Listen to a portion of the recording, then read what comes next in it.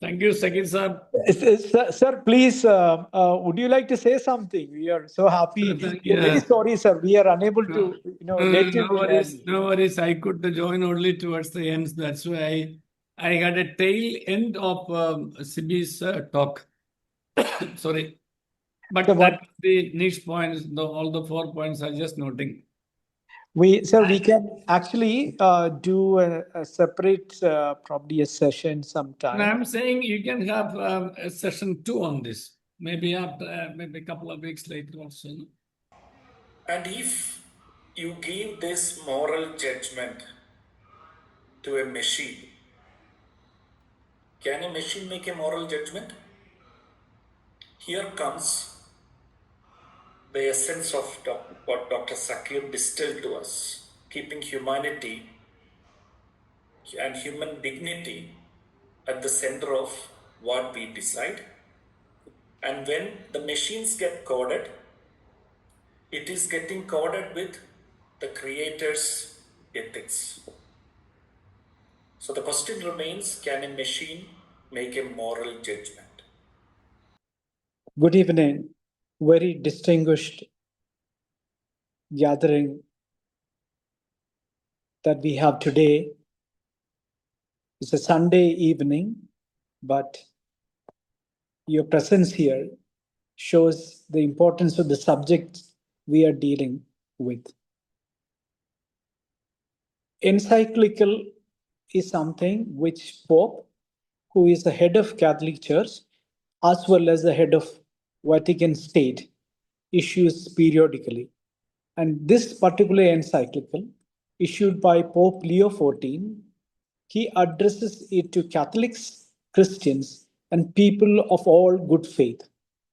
So the audience today that we have contains people from all faiths and experts from various sections, various areas and various sections of the society, and leaders from various areas of the society as well.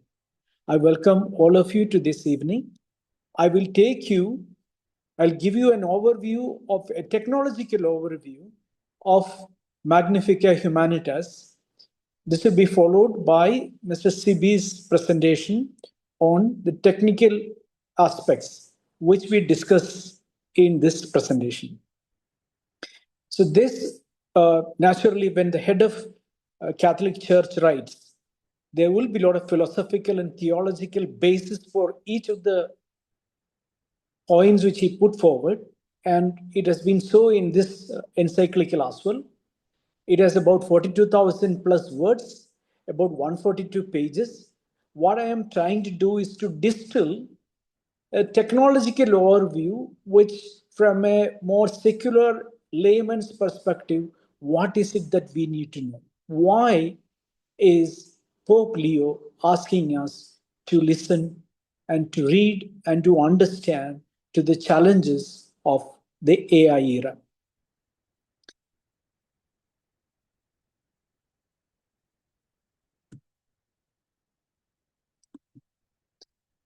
One of the most respected technological magazine, Wired, covering the release of Pope Leo's first encyclical, says, an algorithm decides what we see, another filters what we read, and still others enter into processes that govern work, information, and collective choices.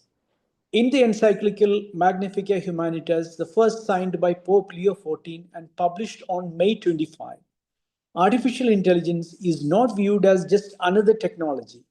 It is part of the invisible infrastructure of our contemporary daily lives. So, Pope Leo says, the encyclical says that today we are in the construction site of our times. Each generation inherits the task of shaping its own era, of guiding history to become a place where the dignity of every person is safeguarded, justice is promoted, and fraternity is made possible. Yet, every era also runs the risk of creating an inhuman and a more unjust world. And he uses two metaphorical tools of analysis which most of us, the two stories in the Bible which most of us know. One is about the Tower of Babel, and he asks us, exhorts to avoid the Babel syndrome, a uniformity that neutralizes differences, and the pretense that a single language, even a digital one, can translate everything into data and performance, and the idolatry of profit. What he prefers is the Jerusalem which was built under Nehemiah's direction as a project of shared responsibility among people, a decentralized rebuilding of social frameworks. It views diversity not as an edge case error which has to be corrected, but as a fundamental asset for human community. The philosophical and theological narrative, it states that technology developers really partake in the divine act of creation.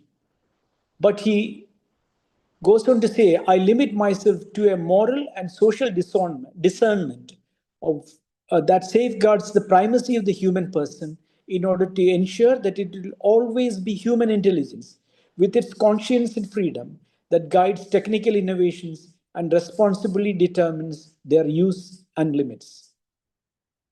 He lists out the principles of social doctrine of Catholic Church, which is distilled from the Encyclical Rerum Novarum of Pope Leo XIII in the wake of Industrial Revolution. Pope Leo XIV, the current Pope, took the name of Pope Leo because Pope Leo XIII guided the world through the Industrial Revolution, and he is hoping to guide us through this era of artificial intelligence.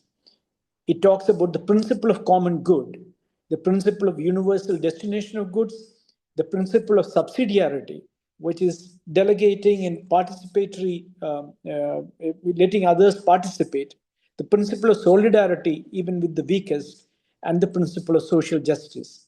In the AI era, he adds data as common good and truth as common good. Artificial intelligence is a present day challenge, and the encyclical says AI and technological developments are rapidly transforming languages, relationships, institutions, and forms of power. This is a choice not for our future, but for our present. AI and other emerging technologies are already present in our midst. AI is already an environment in which we are immersed, as well as a force with which we must engage, a new dimension of our common home. A pope will not use the word a new dimension of our common home lightly. This shows he knows the spread of AI and the impact that it has on the society.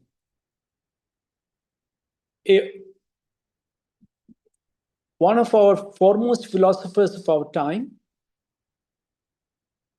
Yuval Noah Harari, says AI might extinguish not only the human dominion on earth, but the light of consciousness itself, turning the universe into a realm of utter darkness. The Anthropic CEO and co-founder Chris Olah, who received the encyclical from the Pope in his speech, said, some might believe that matters of AI are best handled by computer scientists like myself. They are mistaken. The questions raised by AI are bigger than the research community, not just in their implications, but also in their nature. The New York Academy of Sciences says that the Magnifica Humanitas is a serious and ambitious document. It treats artificial intelligence as a real historical force, not a passing trend, and attempts to respond at something like the right scale. Neither overstates nor underestimates what is happening. The encyclical starts with two cautions. The first caution, he says that any statement regarding AI risks becoming quickly outdated, given the pace at which these systems are working. Second, the technological aspect. The current AI systems are more cultivated than built. Developers do not directly design the details, but instead create a framework within which intelligence grows. The fundamental scientific aspect of the internal processes of artificial intelligence machine remain unknown. It's called the black box problem. There thus emerges an urgent need according to the Encyclical, for a twofold commitment. One, a deepening scientific research. Two, and the exercise of moral and spiritual discernment in using AI. The Encyclical talks about res novae, the new things of our times. And it states AI, robotics, and other technologies are transforming our world, as we just discussed. But it points out that in the past, it was largely up to the state to guide and direct innovation. But today, the main drivers of innovation and development are private, often transnational parties that are endowed with the resources and capacity that surpass many governments.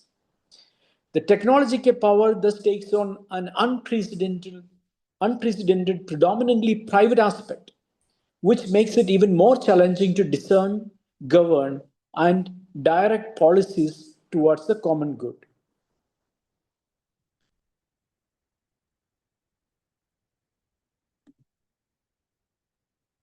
Now, at personal level, the encyclical points out there are risks. There is likely atrophy of human judgment, that immediate generative answers risk cognitive atrophy. Critical cross-thinking, personal creativity, and capacity to sit with intellectual ambiguity, that's a hugely human characteristic, are replaced by automated outputs.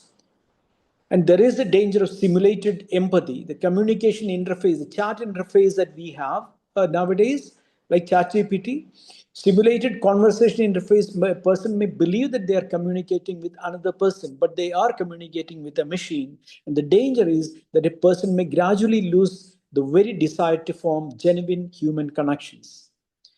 You can see the frictionless simulations. A core anxiety is a Pop's warning that humans may become increasingly surrounded by frictionless simulations generated by AI.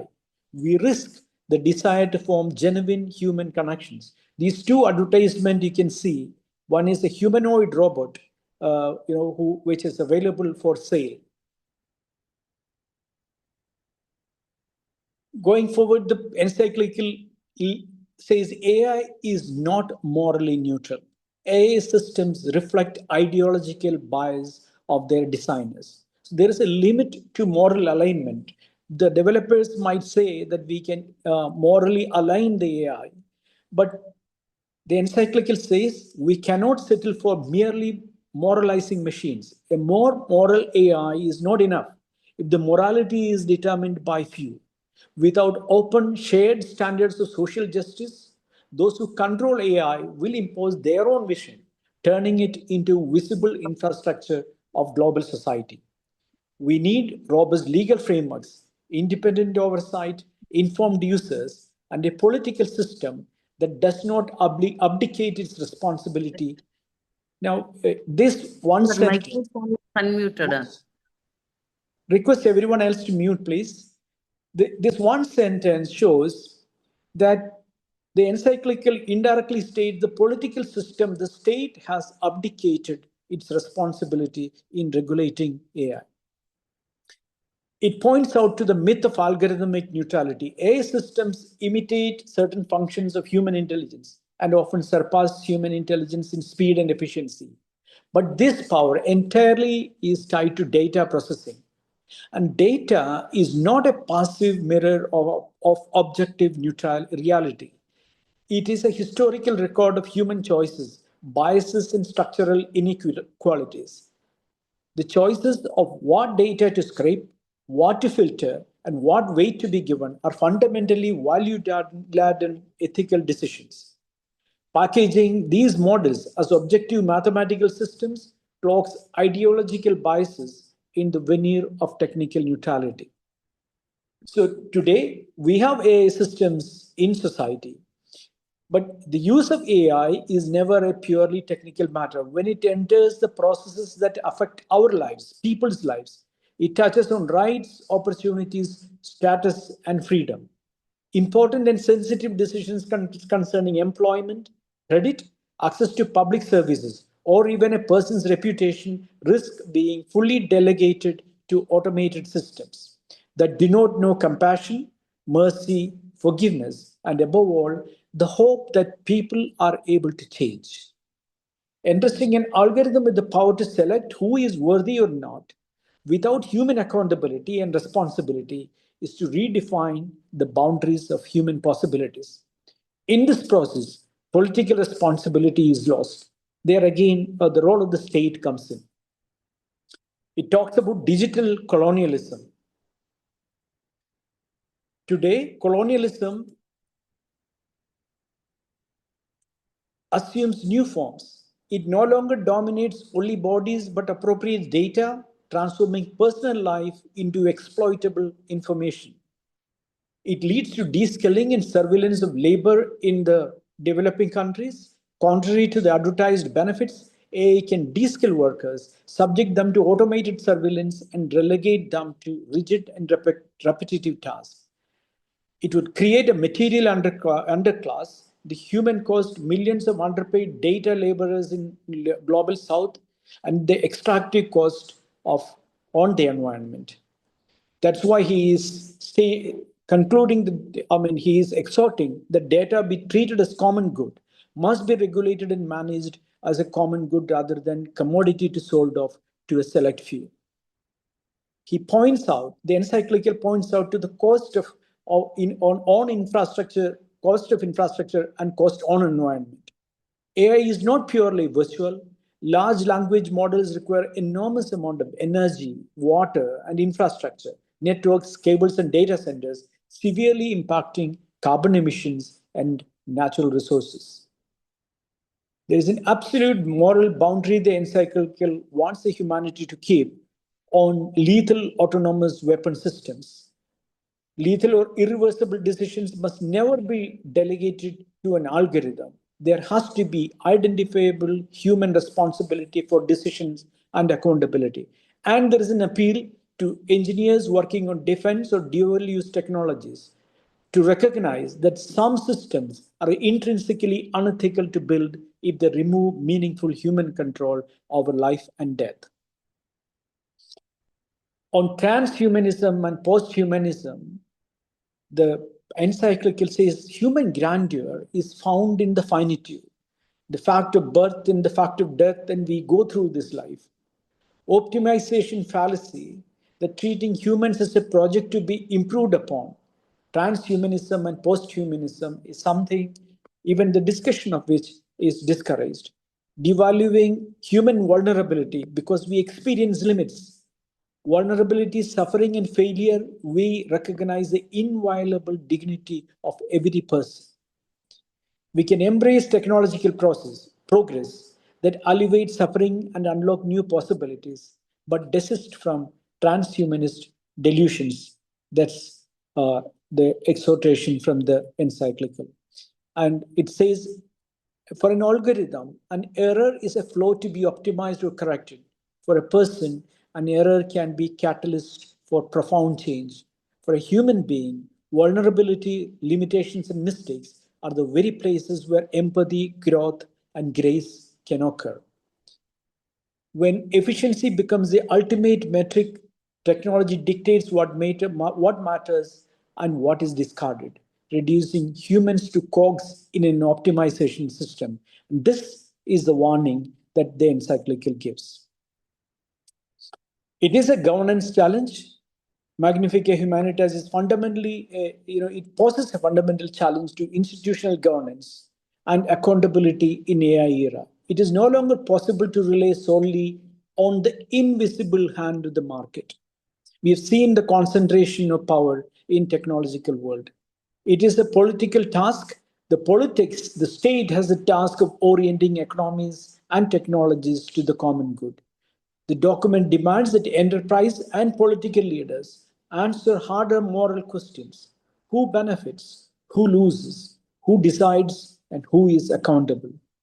It also calls for international cooperation, especially in favor of the most vulnerable. To individual, Pope Leo asked the individual to stop being passive observers of the tech revolution and to form genuine social connections.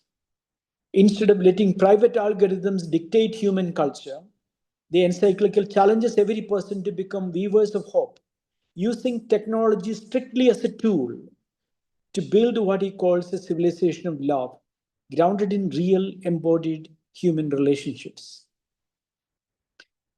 There are a number of educationists in the audience today.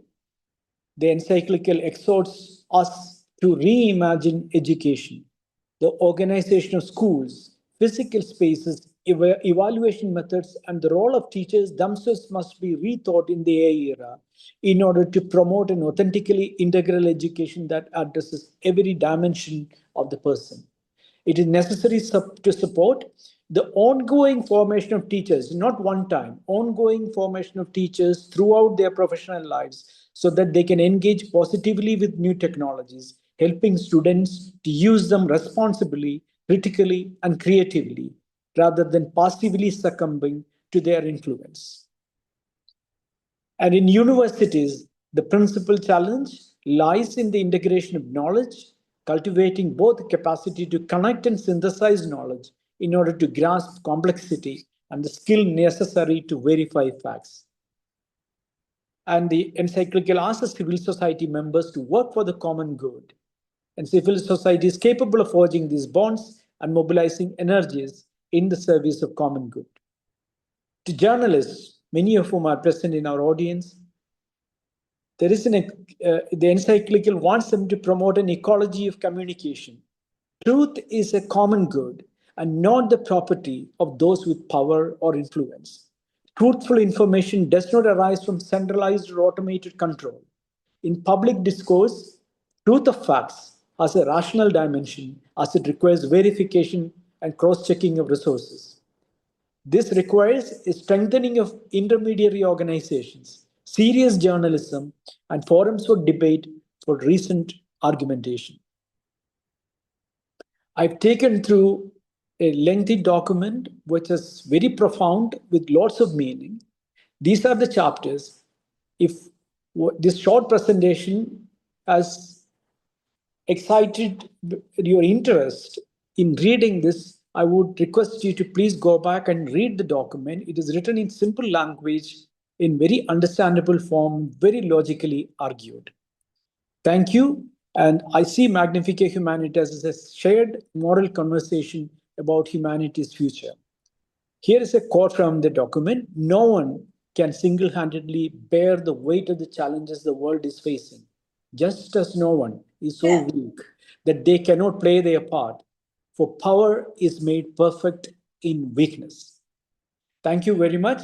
If you have questions, please type them in the chat box. We will take the question after Mr. Siby Mathew takes us through the technological challenges. Mr. Siby Mathew is a senior director in Nokia Networks and works on AI systems. And I request now Mr. Siby to take over. Thank you. Thank you, Dr. Zakir, on distilling the Magnifica Humanitas in brief. For each of the points you touched, which we discussed as very profound, let's look into the technical realities. So welcome everyone to AI and Humanity, Technical Realities, a reflection on the Magnifica Humanitas and its relevance.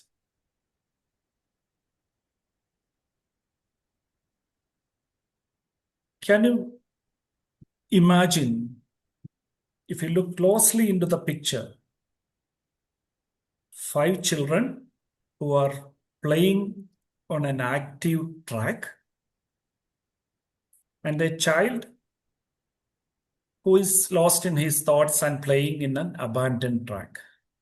The 5 children are doing that illegally. You are not allowed to play on a live track.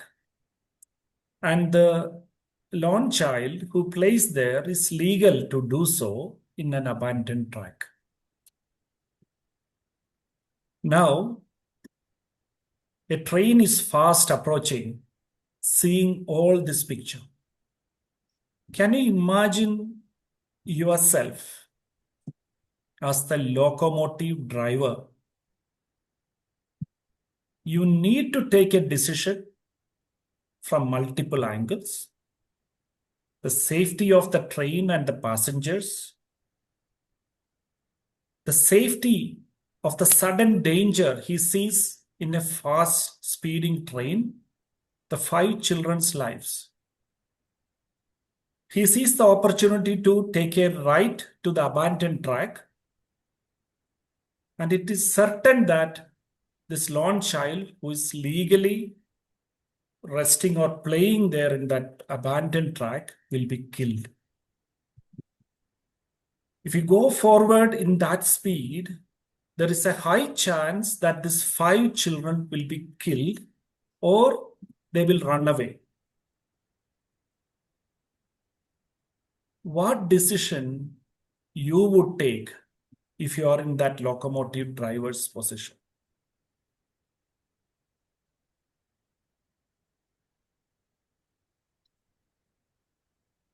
And what if an agent, a humanoid agent, a robotic agent, a virtual agent, AI agent, whom we are empowering to make decision, takes this decision?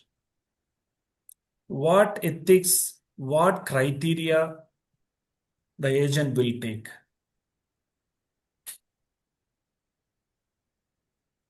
So, AI and ethics in the age of the agents. Now, look at this. Can you imagine for a moment what you are actually seeing? We, human beings, Earth itself, a speck, a pale blue dot inside Laniakea. Do you know what a Laniakea is? Laniakea is our home supercluster, 520 million light years across, 100,000 galaxies. Our Milky Way, where our solar system is part of, is just in the outskirts of Laniakea itself. Now imagine cube, the largest known structure, 1.3 billion light years long, 200 quadrillion solar masses, if you want to compare with what you know about Sun.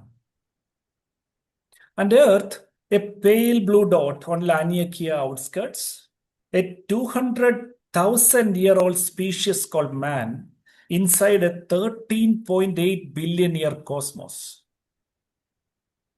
And we are yet to unleash AI's next chapter, keeping human dignity intact.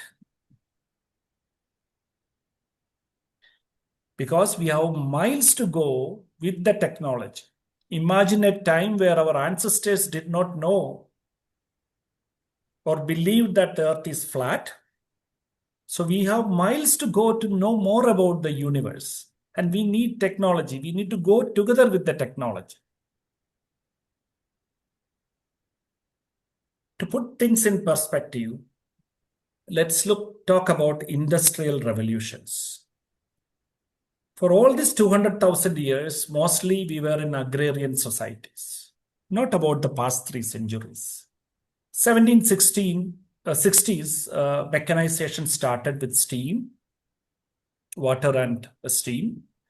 Then electricity, by 1870, electricity started. That's when the rise of the corporates, as you know today, the mass productizations, assembly lines.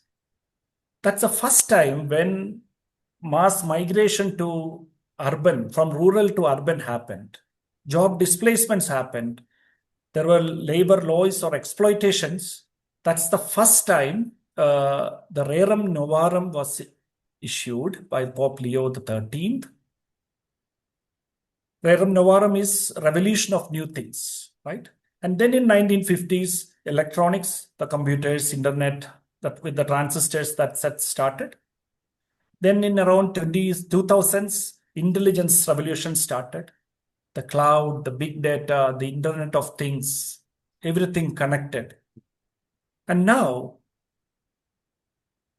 we talk about human and AI.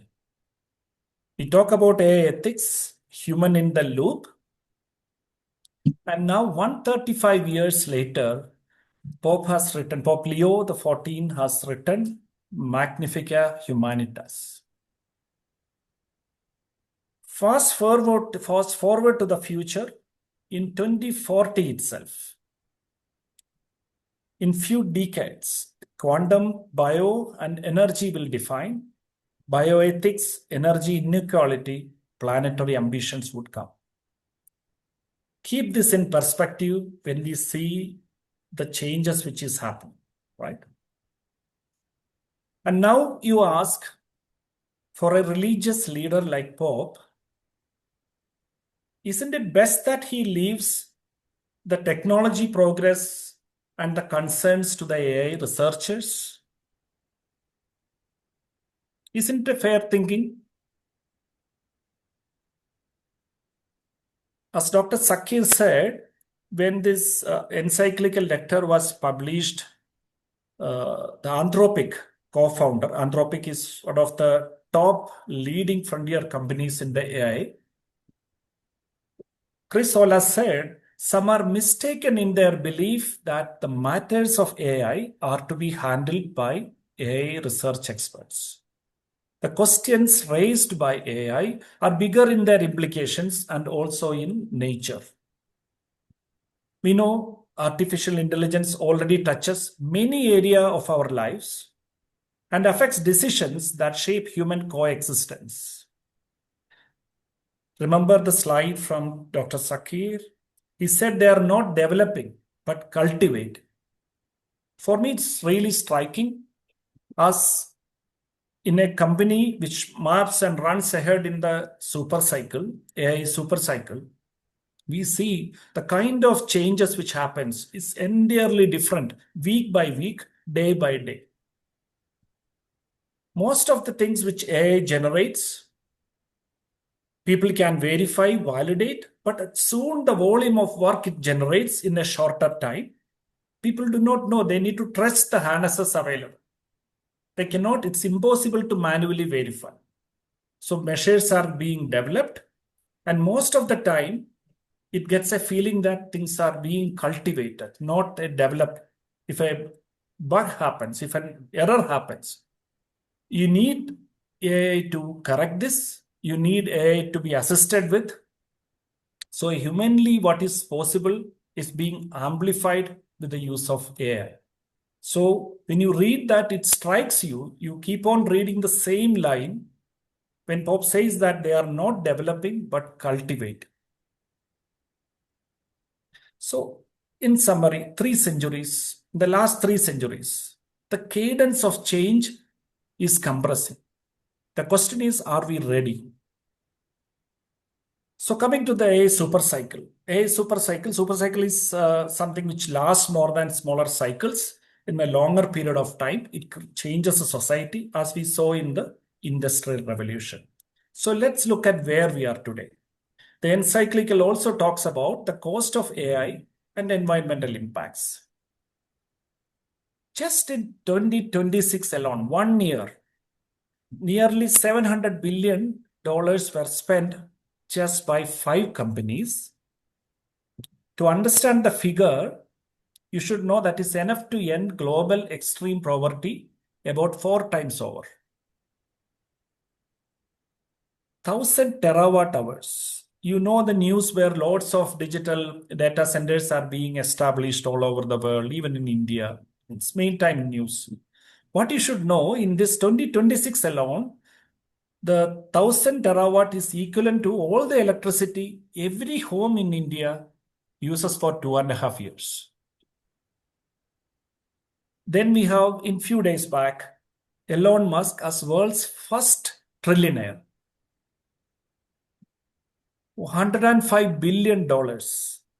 If you can imagine that amount, that's what in last 4 months Anthropic has raised. And soon it is going to a trillion mark company. When it was constituted, 2021, as a spin-off, not spin-off, after they left OpenAI. So the problem is not about the tools itself, but when the ownership concentrates Remember this. The problem is not with the technology or the tools, but when the ownership concentrates, the impact is amplified. You heard of the AI washing? That is a term which people said when CEOs were firing people in numbers in the name of AI productivity because investors will be happy. And in reality, they said, this is just an eyewash, right? So it's better to understand how the AI funding loop works. A record AI capex bill, as I explained in the previous slide, is paid for by jobs being displaced and the need for people to reskill. Big tech AI capex, $725 billion in 2026 itself. 150,000 jobs cut in 2026. Imagine what it would be in 2030. 92 million jobs displaced. These are all facts. I've given the references as well. So set the context that we are already immersed in the impacts of AI, where what is going to be unleashed is much more than we can think through. But we know the path and direction. So if this is happening now, what happens to our degrees, our university, all our education? So let's look at early to late stage career evolution. The road ahead from narrow AI is excels at one task: search, recommend, classify. Well, it's already there. Soon, artificial general intelligence reasons across domains like a human mind. Next is super intelligence, surpasses humans on every cognitive task.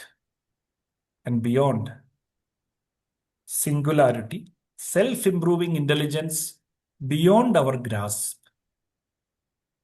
Probably we can imagine, like I explained Laniak here. It's beyond our imagination. We only know about the structure that something exists. So we need technology which can help us to reach there. That could be a thinking. So one human imperative is that we need to skill, reskill, keep the human anchor. So if you are taking degrees, pair and pivot. Pair any major with AI literacy, regulatory ethics, and a deeply human craft. It's not like before, in few years back, everybody put AI to sell the courses. Now, unless universities, there are only few in India who are doing it, like the IITs.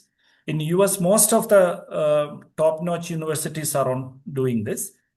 Even we make a presentation, every day the content changes, the news changes. You will realize this. So imagine you cannot go into university like earlier. You need to really be up to date in your syllabus because it changes. It's not like the physics we studied. The experiments and the textbooks remain same for long. This will not even last a week with AI. That's the kind of investments, that's the kind of pivot you need to do if you are talking about degrees and education. The early career on the why. Build judgment, not just output. I can tell you one example from our own systems. Imagine a 10-member engineering team. 2 of them, architects, they can connect the domain, they understand the area they work in. They can translate the requirements to specification for the rest of the 8 engineers to work on, right? And they deliver it. In the last 3 decades, companies recruited engineers in numbers because we wanted people to tell how to do things to the computer, programming. Now AI does it, everything. The tools will, you just say it in English language or any language, natural language processing will take care of getting that how done. You need people also in a 10-member engineer human team. Right now, it's already, I see it in our work, or we are transforming in the others who are not done into 2 plus 8, 2 human beings and 8 agents.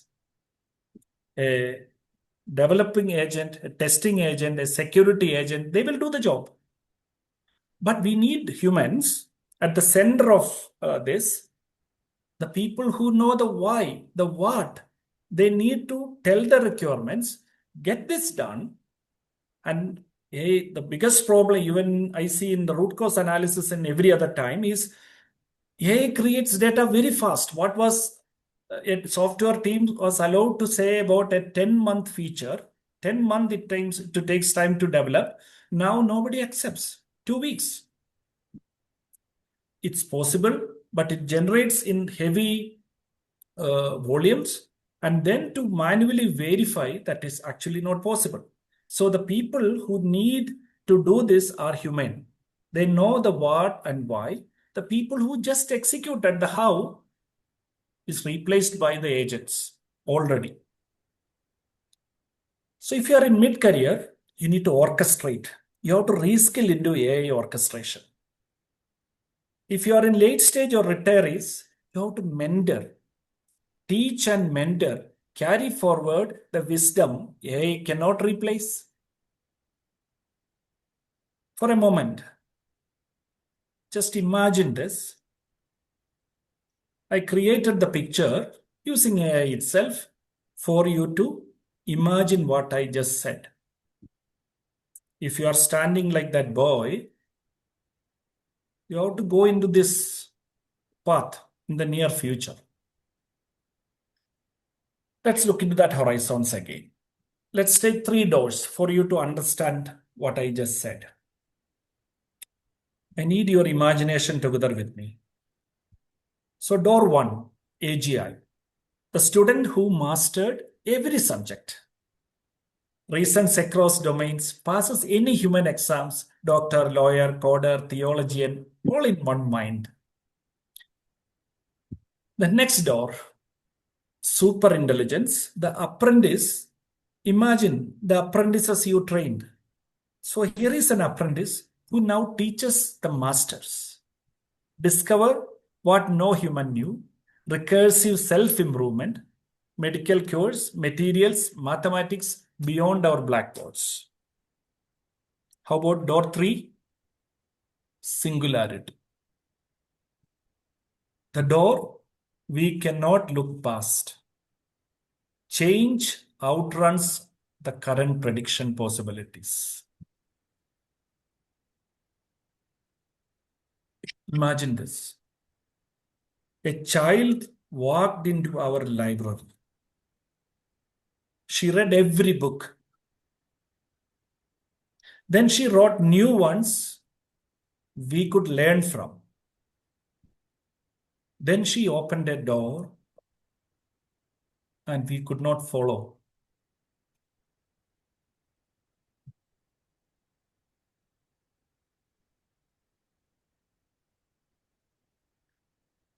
Here is coming to the technical realities where Magnifica Humanitas highlighted. You heard from Dr. Zakir about the Babel syndrome, the Tower of Babel and the Jerusalem from the book of Nehemiah. So 2 points you must remember.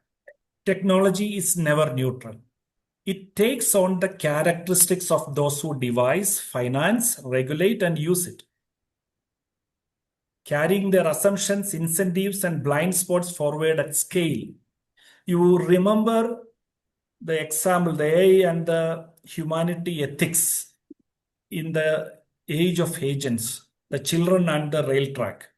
The decision you took as that locomotive driver, if you are creating the agents under your command, the agent almost reflect the creator. The AI must be discerned, not rejected. The Pope says, but freed from arms race, logic and monopolistic control. This is already happening. So there is, when you read this as a from a technical angle also, this is very profound. It opened to discussion, debate, and the plurality of human culture. So AI must be disarmed, but not rejected, but freed from arms race logic and monopolistic control.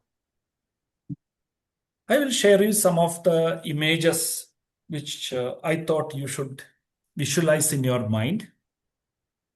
So if that is the agent, a humanoid, it has algorithm.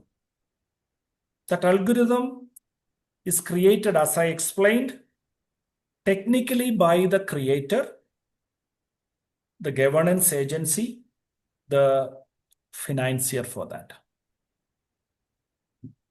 Pope Leo XIV says, even when a humanoid is one breath from firing at a child, the kill decision cannot be the machines.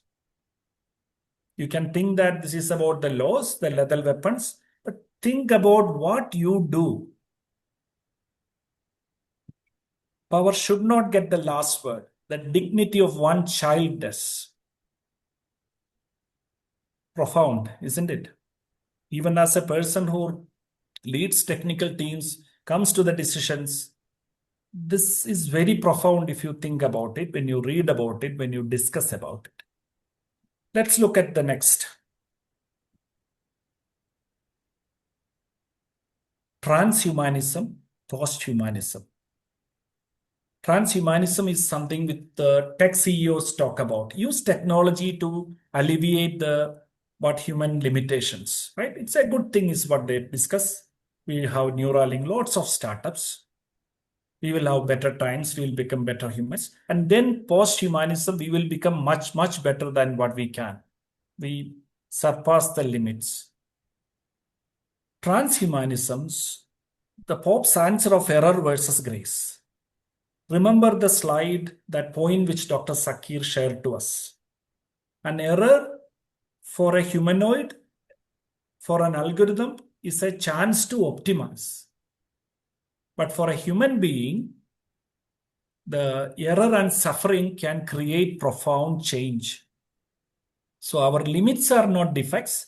Desist from transhumanist delusions. So in the technical reality, we see this is possible even as a technical person, even in our day-to-day decisions. When we think, before reading through this, I never had this idea. I really thought this is something always good without even thinking about this kind of delusions, right? I didn't realize that this could be delusions.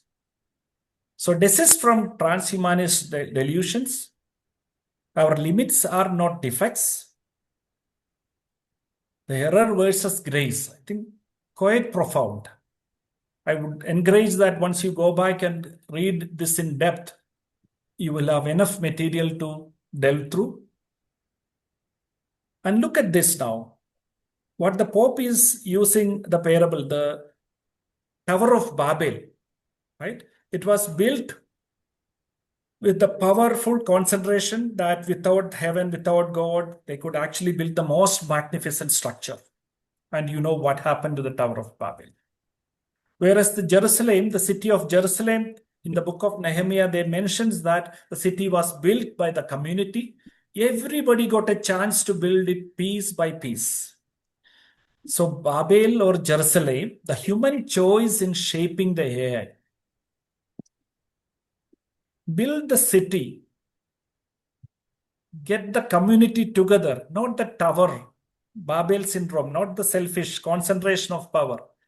The Pope urges that the community get the human at the center of everything. Now let's look at something what is happening already around us. Mythos.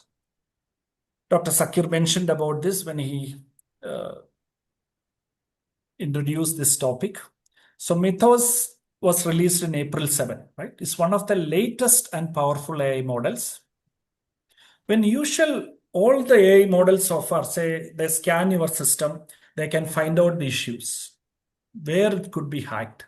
And then software developers go back to correct it before it's released publicly. So what Mythos does is, even the systems which is running, the platforms and the operating systems we know as very sturdy. 27 years they are running. 16 million tests were performed. No issues found. But Mythos could actually find severe vulnerabilities. And most critically, not only it finds the vulnerability, it chains the exploits. It connects intelligently all the vulnerabilities and the exploits together to create a simple script for you. and you execute, this can be hacked. Your organization will be in the news next day. I hope you have read the news. It was headline news. AI threat to banks. Anthropic's mythos sparks global cyber concerns. Our finance minister, Nirmala Sethuraman, said, no one would have imagined a couple of weeks ago that there is a new threat which is as big as a threat of war. The concern arises from Anthropic's own disclosures. The company says Cloud Mythos Purview is an unreleased frontier model whose coding and agentic capabilities allow it to surpass all but the most skilled humans at finding and exploiting software vulnerabilities. Reserve Bank of India is yet to get access, an expanded set. Very few companies have access to this. It's not publicly released because of the danger. And then with the safeguards they released few days back, they released Fable 5 and Mythos 5. Yesterday night, the US government ordered Anthropic to block all foreign nationals from Cloud Fable 5 and Mythos 5. And you imagine what the response of the other countries would be, right? The China vows to close the gap with the record investments in chips and models, framing the race as a test of national resolve. Now look at that, forget the AI. If a teenager can break current systems, what do you think our agentic, from the way I explained the agentic AI, the technical realities of it. So if a teenager currently break the systems, which is all available, what can agentic AI do? You know the recent news where the 12th standard students were hacking into the central board of school examinations. They made all the data leaked. They privately messaged, but no actions happened. They published it. So the danger with the more powerful AI systems like Mythos can be used very beneficially to cure diseases. It can also be used in devilish ways to create new diseases or create havoc as a hacker, state-run terrorism. You also know the news that in a tech company, the CFO was in a video call with the CEO, and towards the end of the discussion, he authorized a transfer of $5 million to a company. Later, it was proven that the video of the CEO was deep fake. So a real face faked. If one boy then, he hacked manually without the AI systems, millions of boys and girls, millions of people with mythos will be coming for you. The next call could be to your institution, your company, to your bank, your parish, your hospital. So you have to build provenance. You have to verify. If you are a journalist, if you are in any profession, whatever it comes to you, even if you are a retiree enjoying the WhatsApp messages, you need to know the provenance before you forward, before you check. We all make that mistakes. But keep this in mind that you know to build provenance, you need to know the source before you act on any information. Another news item. This is again few days back. So which means the presentation I create for such a humanity and AI topic has to change every day. And that with the AI tools, it's very easy as well. So the age of the agents, already here at our workplaces, I explained the scenarios. And in the AGM of TCS, the chairman said if the company has 500,000 employees, the day is not far when the company will have 500,000 AI agents. Remember, the agents here, I said already it's all in our workplaces. A counted agent is any persistent process that performs a measurable task autonomously. Comes to that in 2026, this is the year of physics, right? Physics in AI. January started with an NVIDIA workshop on this, conference on this. It showed the robots who used to fall down. The robots, picture of robots when you go to China, and you can see that very actively they use robots, but they have limitations. They do not know the physics. They do not know the laws of nature. And that video showed the when you enable physics, they enable the nature of laws that enable that button. Suddenly the humanoid can act in any ways. They understand how to traverse. They can know how to climb a tree like a human does, right? And you see a plethora of robots coming all throughout in the coming years, very soon. So agents as such, when the TCS chairman says it is a persistent process that performs a measurable task autonomously. So the encyclical reminds us the question is, whose values the agents carry to work each day? I guess now, if you are following with me on the stories I said, you can understand that technical reality. So if you take a recap, Res Nove, we heard it from Dr. Zakir, the new things. We are already immersed in digital colonialism, limits of moral alignment, the danger of simulated empathy, responsibility of the state. And if you take a recap with me, what are the few topics which you will remember? Technology is never neutral, is the reality. It carries the values of whoever builds, funds, and governs it. I hope you understand from the examples. Remember the children in the track. If you are the locomotive driver and taking the decision, if you are writing the agent, if you are creating an agent, the values or the decision choices you embed, the intelligence ladder is real. It's not hype, narrow AI, AGI, super intelligence, singularity, and the cadence of change is compressing, as I explained in the Industrial Revolution. AI capability is outracing human comprehension. Self-recursive learning loops for the agents themselves. Hype, jobs, energy, and ownership are concentrating very fast. The agents are already at our workplaces. The harms are here, not hypothetical. Deep fakes, agentic exploits, autonomous weapons. The kill decision can never be the machines. Remember, such powerful technology can be applied very beneficially to the humanity, also in a very devilish fashion. The human anger must hold when tech focuses on optimizations. An algorithm always finds an error and optimizes next time.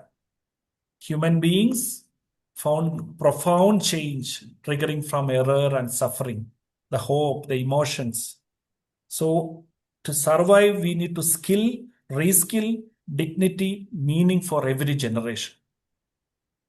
So if you recap, irrespective of the religion, people of good spirit, this is something which you must read. If you consider this as teasers, as trailers for you to read that, every line is profound. It's written in very simple English, but when you go through and start discussing for preparing this, it was very profound. If technology serves the flourishing of the human person, then the vision of Magnifica Humanitas will have succeeded. Thank you. Thank you, Dr. Zakir. Over to you. Thank you, Siby. If there is any question anybody has, you can please raise it now. So I'm Amita speaking. How do we build province? How do we build, what do we do? What is the steps that we take? Look, Safeguard. Yeah, the Pope generally gives those, in chapter 3, he gives those challenges, details the challenges. But in chapter 4 and 5, he gives those details. What is it that is required? As you know, including the civil society, what is to be done, and personally, as human beings, we are susceptible to what the AI agents are throwing at us. What we currently have, we are surrounded by AI, as Siby has also explained. Even when you use a social media, whether it is Instagram or Twitter, they are throwing up to you psychologically framed material, which will keep you addicted to looking at that. You are interacting with an AI agent when you are looking at an Instagram or a Facebook, and they are learning from your data. So the challenge there as human being is to foster genuine connections. Is what one of those messages which clearly he gives. But as you know, we need to change our education system. There is very clearly there is an exhortation. Each one has a role to play. It is not. He's saying that we are not weak. We very clearly say, please do not see that this is not a document against technology. He's saying that you adopt the technology as a tool, and none of us are weak in responding to this.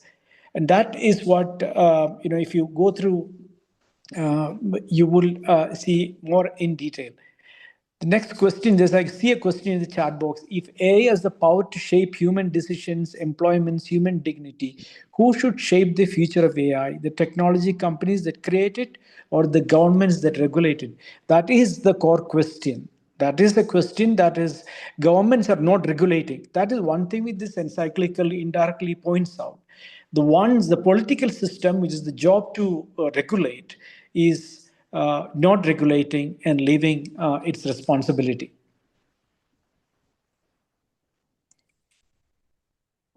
Any other question?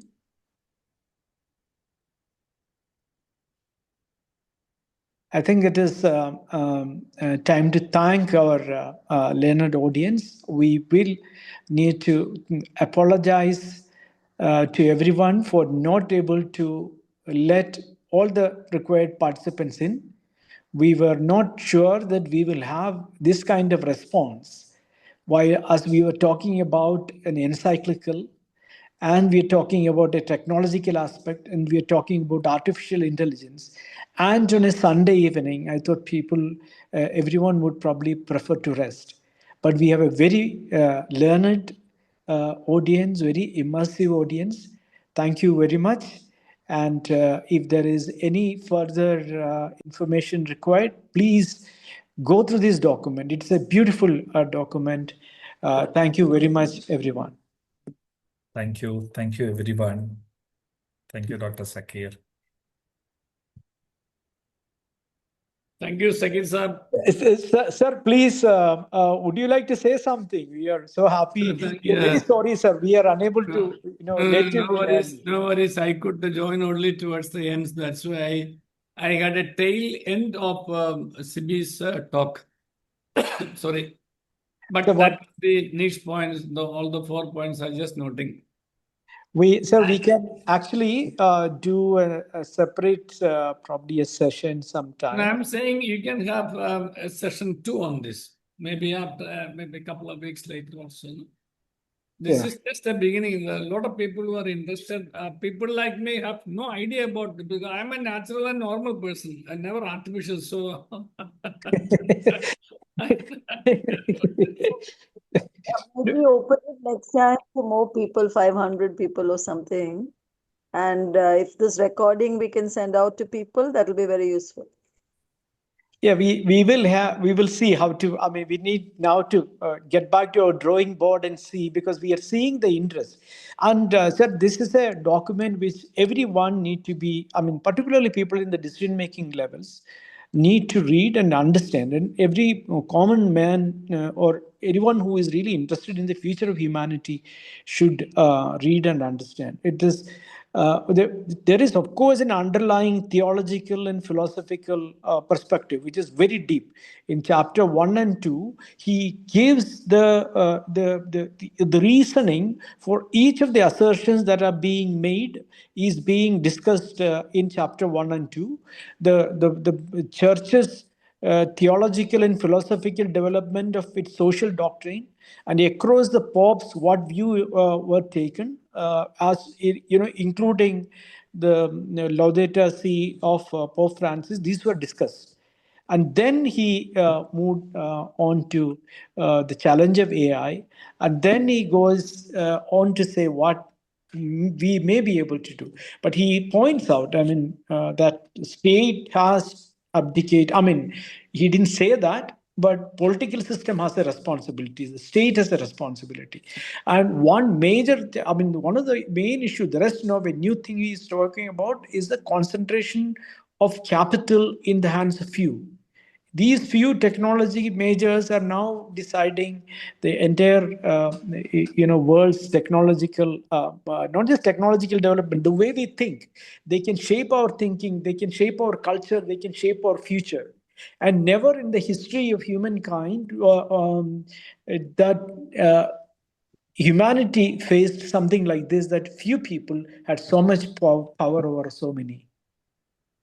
Just as a few people have so much of wealth Yes. of the entire economy. Same thing. You're an economist, no? So the 1% of the people hold the 95% of the world's economy. And sir, you see what Siby, before you joined, sir, earlier he talked about, Elon Musk now is one of the $1 trillion, his wealth is $1 trillion. India, the whole country with 1.3 billion people, we are trying to become a $3 trillion economy. See, that's one person's power. And Anthropic, their open offer is also coming. The kind of money they are able to raise from the market, that is what is giving this unprecedented power. And back to India, you have done a better analysis. India's resources, 90% is in the hands of 5%. Not even 5%, even 2%. And maybe in another 5 years, it will be in 1%. It's this is a challenge, sir.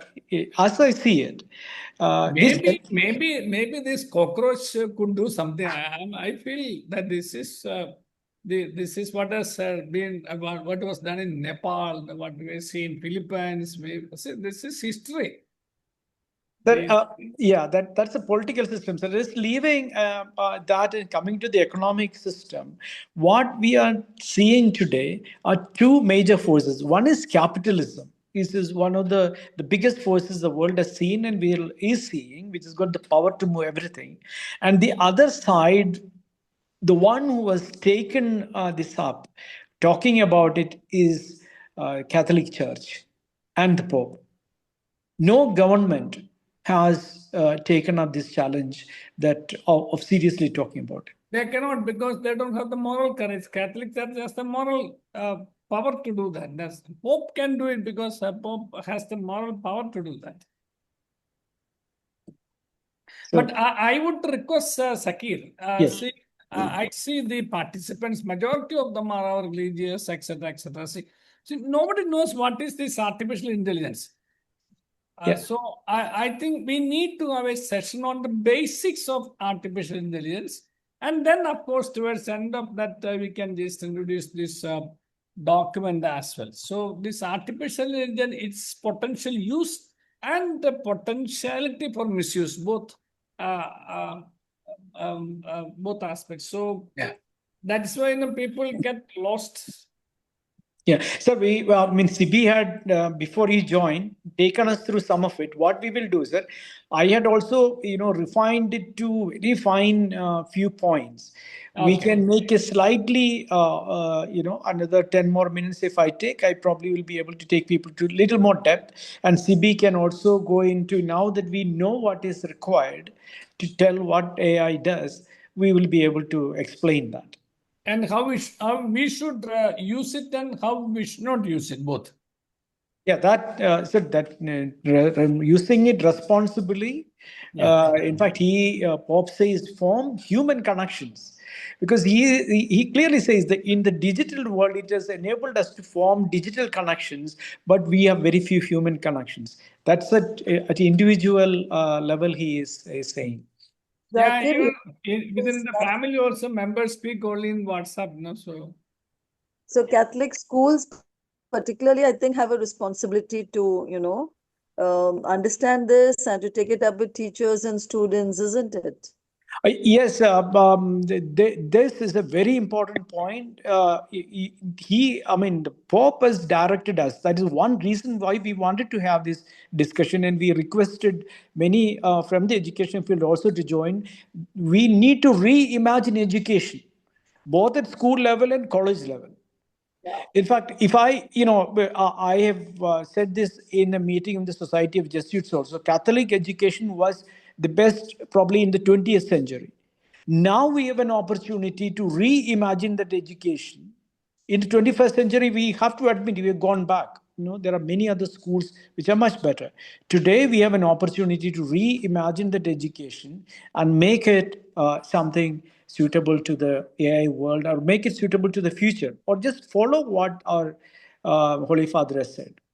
And not just schools, but maybe colleges, maybe parishes, maybe, from the pulpits. All these messages can be given so that it reaches, a larger audience. Yes, that's very necessary. Siby, you want to add anything? In one or few minutes, what Dr. Zakir could share us about the encyclical, what I could touch upon with the AI, I think it's just our best attempt to make it simplified. But if you are actually starting your journey from there, every information is available in the internet. Any questions or any help, we are always there to help in the best possible ways. Thank you for Yeah. both informative session. We thank Justice Kurian Joseph for participating, sir, in the discussion and your presence. And each one of you, you are our valued guests, and your presence is really appreciated. Have a wonderful evening and a nice week ahead. Thank you. Can you Thank you do a indeed. presentation on request if we ask you? Pardon? Can you do a presentation, both of you, on request to other audiences if we request you? Yes, please. Yeah. We will be happy to do that. Just so long as our timings are okay, we are able to do it. Thank you. Thank you. Thank you very much. Thank you, Dr. Zakir. Thank you, Siby.